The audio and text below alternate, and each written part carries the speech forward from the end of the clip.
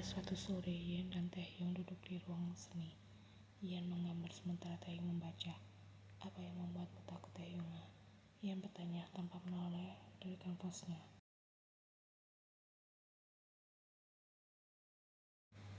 Taehyung diam agak lama, lalu menjawab pelan.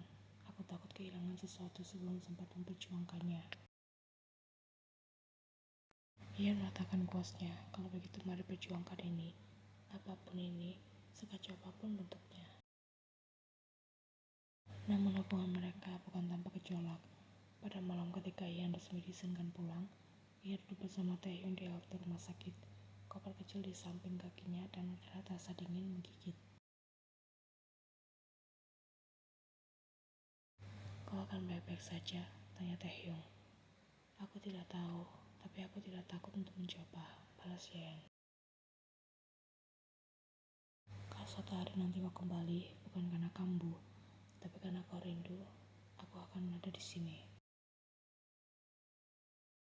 Ia tersenyum, dan kalau suatu hari aku pergi terlalu jauh, kau harus ingat tempat pertama aku ingin pulang selalu padamu. Taehyung terdiam. Jangan bilang hal seindah itu dan tinggalkan aku malam ini. Ucapnya nyaris putus asa. Ia bangkit lalu. Pipi Taehyung singkat. Aku tak pernah meninggalkanmu. Aku hanya pulang agar suatu hari nanti kita bisa tinggal bersama dengan utuh. Ian pun melangkah naik ke taksi. Dia tidak menoleh, tapi jendela taksi dipenuhi embun dan sisa air matanya yang ditahan. Taehyung berdiri di tempatnya, memeluk angin malam yang menggigilkan dada. Tapi dalam hatinya sesuatu terasa menghangat. Bukan karena Ian pergi, tapi karena untuk pertama kalinya, perpisahan bukan berarti kehilangan. Taehyung masih memandangi jalan kosong yang baru saja lalui taksi yang membawa Ian. Udara malam mengusap wajahnya seperti pengingat. Kadang mencintai bukan tentang menggenggam erat, tapi tentang percaya pada kekuatan langkah orang yang kita lepaskan.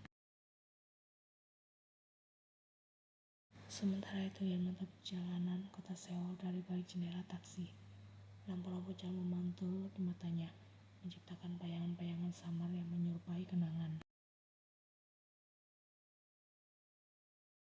Aku pulang, tapi aku tak tahu kemana, gumamnya. Taksi membawa Ian ke apartemen kecil yang disiapkan pihak rumah sakit sebagai bagian dari program transisi pasien pulang. Sendirian, sepi, tapi tidak asing. Karena kali ini, Ian datang bukan sebagai orang yang melarikan diri dari luka, tapi sebagai seseorang yang berani tinggal di dalamnya tanpa tenggelam. Hari-hari pertama terasa berat. Ian bangun pagi, menatap langit-langit kosong, lalu berjalan ke dapur hanya untuk menyadari bahwa ia lupa membeli makanan. Ia duduk di lantai sambil memeluk lutut lalu tertawa. Ternyata cari orang waras juga tidak mudah. Namun hari-hari itu tidak kosong. Ia mulai mencatat perasaannya setiap malam. Ia menulis surat-surat kecil yang tidak dikirim, termasuk satu surat yang ia tulis untuk Taehyung. Hari ini aku tidak menangis, tapi aku juga tidak tertawa. Dan entah kenapa, aku merasa itu adalah kemenangan.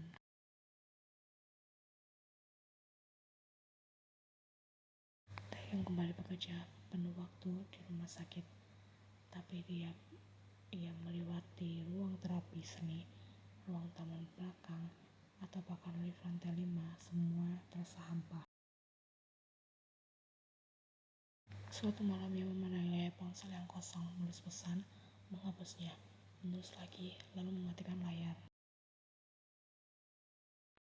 Aku ingin tahu bagaimana kabarmu, tapi aku juga ingin percaya kau bisa baik-baik saja tanpa aku.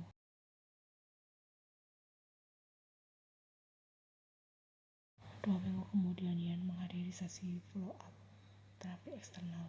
Ia datang tepat waktu dan berpenampilan rapi. Saat Taehyung melihatnya memasuki ruang konseling, Ia tak berkata sepatah kata pun, hanya mengangguk singkat, menahan seluruh gejolak yang meledak di dadanya. Ia tersenyum kecil, kau kelihatan terlalu tenang untuk seseorang yang merindukan seseorang. Taehyung tersenyum balik, kau terlalu hidup untuk seseorang yang pernah ingin. Dalam sesi itu, Ian bercerita banyak tentang malam-malam sepi yang ia peluk tanpa air mata, tentang suara-suara di kepalanya yang kini lebih seperti bisikan jauh, bukan cerita. Tentang mimpinya membuka ruang seni kecil bagi orang-orang yang tak punya tempat untuk bicara. Aku ingin tempat itu jadi ruang aman, tapi bukan karena semua orang di sana baik-baik saja. Justru karena kita semua sama-sama tidak utuh, tapi saling menjaga agar tidak hancur. Taehyung mencatat, tapi kemudian berhenti, lalu berkata pelan, kalau kamu membuka tempat itu, izinkan aku menjadi penjaga pintunya.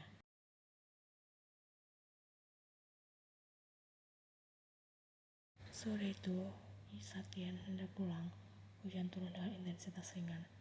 Taehyung menawarkan payung dan mereka berjalan berdua menembus gerimis Seoul yang mendadak jadi lembut.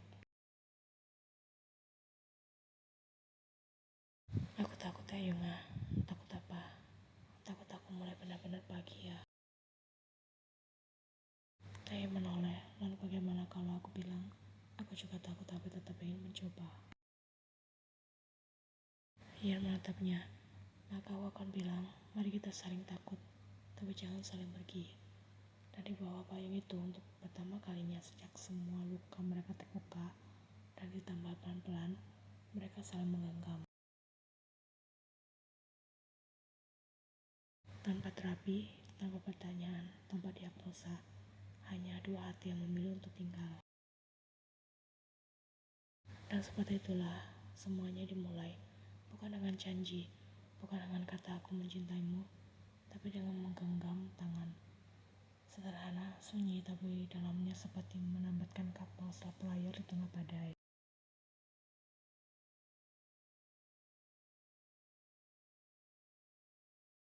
Dua bulan kemudian, Ian membuka ruang sunyi, sebuah studio seni kecil di distrik Mapo.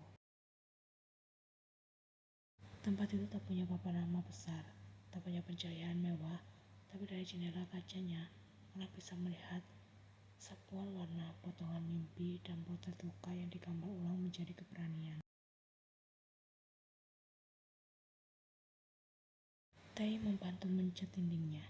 Ia menyusun rak buku, mengantung lukisan pertama Ian, sebuah kanvas bergambarkan punggung seorang perempuan yang separuhnya retak, tapi dari celah retakan itu tumbuh bunga. Apa itu dirimu? Tanya Taehyung sambil menatap lukisan itu. Bukan, ini semua orang yang pernah memilih untuk bertahan. Hari-hari mereka tidak selalu manis, kadang Ian terbangun karena mimpi buruk dan tak bisa berhenti gemetar. Kadang Taehyung masuk ke mode diam panjang karena kepalanya diserang gelombang rasa bersalah yang tak bisa dijelaskan. Tapi bedanya gini, mereka tidak saling menutup. Kalau ia yang takut bicara, ia menggambar. Kalau Taehyung enggan menjelaskan, ia menuliskan surat kecil dan menaruhnya di laci meja Ian. Suatu pagi Ian menemukan secari kertas bertuliskan, malam tadi aku merasa sesak. Aku tidak ingin kau melihatku lemah, tapi aku juga tak ingin berpura-pura kuat. Maka aku tinggalkan catatan ini agar kau tahu, aku tidak sedang baik-baik saja.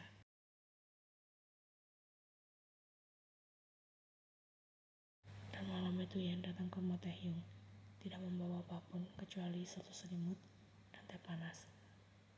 Kau tak perlu bicara, aku cuma di sini supaya perasaanmu kembali tenang.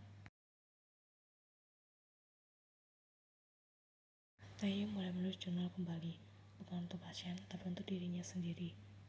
Dan di salah satu halamannya yang menulis, hanya bukan pelarian, ia adalah tempat untuk pulang.